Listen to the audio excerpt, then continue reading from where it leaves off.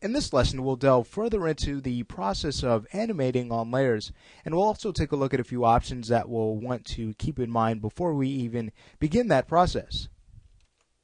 So what we'll basically be doing is taking that jump animation we saw earlier, only minus the height and feet exaggeration that were added to them via layers, and we'll actually add those two layers just to give you an idea of how they were made so you can become comfortable with this process for your own characters. So let's get right to it. First things first, let's go ahead and take a look at those options that I mentioned to you earlier. If we were to go to our layer editor, go to options, it's these three options at the top. Okay, the first is going to take whatever layer is selected and add your keyframes to that layer.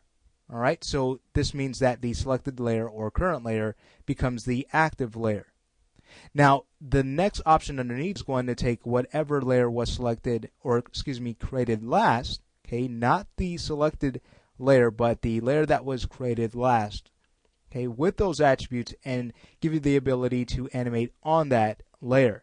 Now, why would you want to do that? Well, there may be times where you're animating with a control object that has attributes tied to a layer of this type that you still want to add animation to, so that would be the better route to take.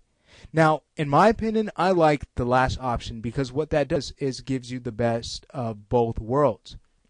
If we have a layer selected, we're going to add keyframes to it. If the layer is not selected, then it's going to revert to the option underneath. Okay, so again, I'd recommend just leaving hybrid turned on. Okay, and that's the default, so you don't have to worry about that. All right, so with this now discussed, enough of me blabbering, let's go ahead and start to animate this character, okay, to make this animation look a little bit more interesting. So what we'll go ahead and do is select the feet controls and knee controls, and what we'll probably want to go ahead and do is turn off the selection of our geometry just to make this a little bit easier on us. So I'll select the feet controls, the knees, elbows. We'll also grab the upper body and the character's eyes, everything that's going to need to be translated upward. So that also means the arms as well.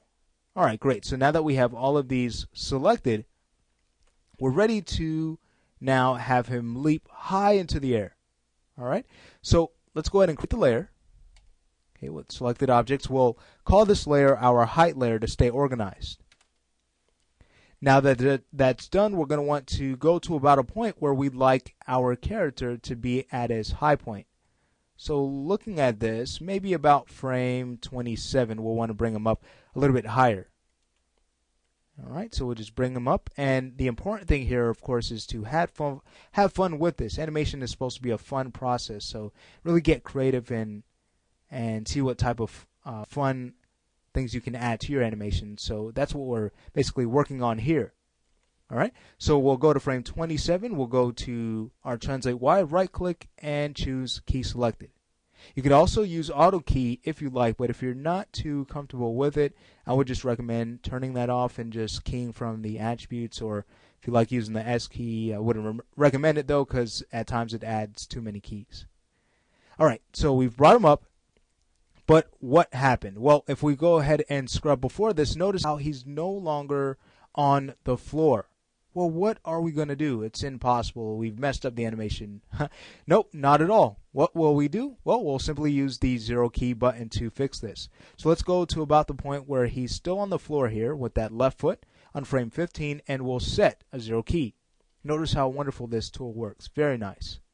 All right, excellent. So now that he's on the floor and he's leaping up high into the air, let's go to about the point where we'd like to have him now hit the floor, and that is on frame 36. So again, we'll set a 0 key, and notice how quickly we were able to set this height offset.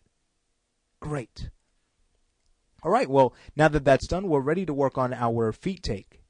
All right, so what we'll go ahead and do is select only our feet controls and knee controls. And we'll create a new layer. We'll call this our feet underscore take. Now that that's done, let's go to about the point where we'd like that take to start. Let's say about frame 16, and we'll set a 0 key. And we'll also go to about a point where we'd like it to end altogether. I'd say just before the character lands. maybe about on frame 35. So we'll set another 0 key. All right, so focusing one leg at a time, we'll start with the right leg.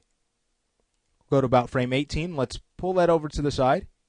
We want to also keep in mind the silhouette of our character so that our poses will be a little bit interesting, a little bit more interesting.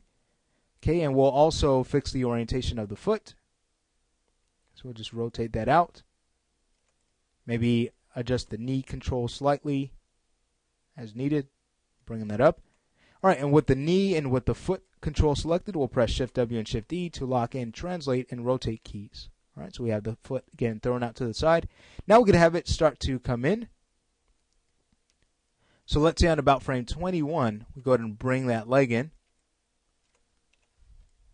Okay, we'll rotate the foot up here. Basically here we're adding a major anticipation to him bringing his foot down and preparing for the landing. So keeping that in mind, on frame 21, selecting the knee control and the foot control, we'll again press Shift W and Shift E. Take a look at what we have. Great. So we're just about finished. Let's say we go to now about 22 here, or 23, and we set a 0 key to bring everything back to their default. And there we have it. So notice we have this nice little cartoony foot take. Great. And you can fix the orientations as needed, but I'm just going to go ahead and leave it as that for the sake of the lesson. Okay, we don't want to be here forever just animating this character. Maybe some of you would, but some just wants to basically get done with the lesson here. So that's what we're going to go ahead and do. We'll just finish off by adding a foot flap to this and then working on that left foot. So for this, we can start to add that foot flap at about frame 25 of rotating the foot up. Okay, and we'll press Shift E. We'll go 2 more frames down, bring the foot down, press Shift E.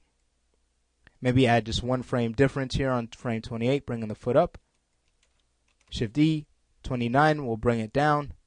Okay, it's almost like the foot is accelerating here. Shift E.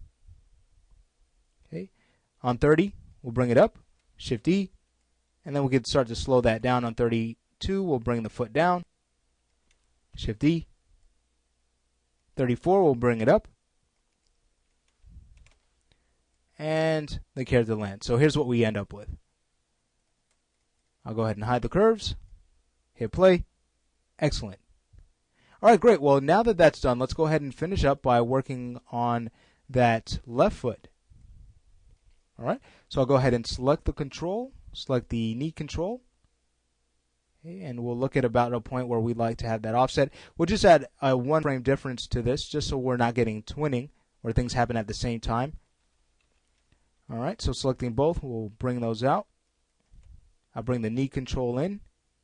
And this is all on frame 19 right now. Adding these changes. We'll press Shift W and Shift D for the foot and Shift W for the knee control. Okay, and on about frame 22, let's go ahead and bring in this left foot. We'll bring that up. We'll rotate the foot in. And we'll bring out that knee. All right, great. So from there, can select both controls, Shift W and Shift D. And on frame 24 now, we'll set this to a 0 key. Let's see how this looks. Excellent. Great. So now we'll add our foot flaps. We can kind of match the foot flaps now. Okay. So on frame 26, I'll just bring up the foot here. And then on frame 27, we'll bring that left foot down just so we could start matching them. Being that it's almost like the character is flying with his feet, we'll probably want them both to move at the same time for the cartoony take to work. Okay, so I'm just doing that now, bringing it up. Shift D, bring it down. Shift D, bring it up on 34. Shift D, and then the character lands. So let's see what we've worked on for this lesson. Can again hide our curves. Hit play, and there we have it. Excellent.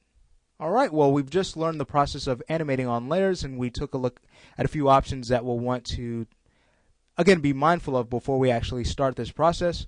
And before we finish this lesson, I'd just like to show you just one other thing. If you ever are working with a cycled animation, okay, if you went to your object that has been cycled and you added a layer on top of that, okay, so I'm just selecting this control.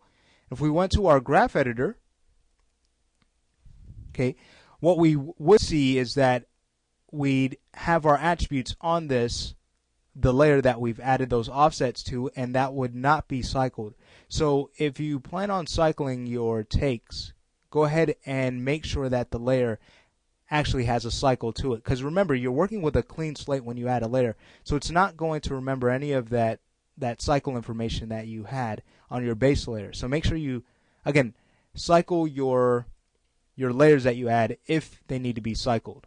All right.